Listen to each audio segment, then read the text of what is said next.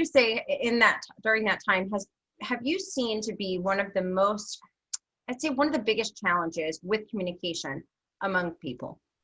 One of the biggest challenges with people is to relating to each other's views as views. People say things like, that guy's a jerk, or this is a good job. Whatever they say, it's a view of life. But nobody remembers that it's a view of life. They think it's the truth about life. They relate to it as the truth about life.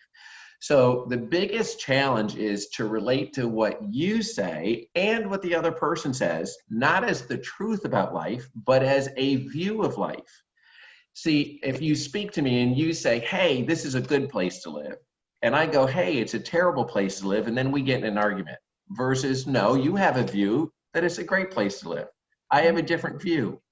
Neither view is right, because they're both views.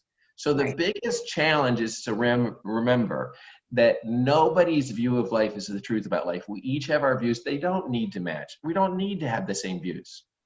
I can appreciate your view as your view. And if I do that, that lets you appreciate my view as my view without worrying about which is the right one or the wrong one.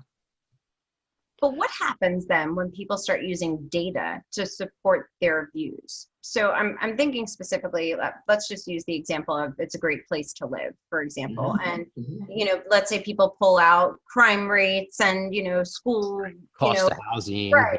Costs, what if people start pulling those out? Now, how do you still respect someone's view when they've got all this data now to support, or I've got all this data to support my view?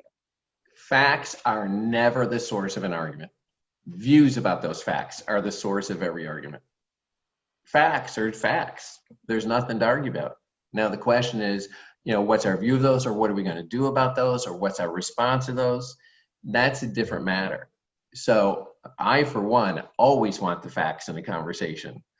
Anybody who has the facts of a conversation is really contributing to the conversation because it's based in what's so. Right. But that'll never be the source of the argument, if there is one.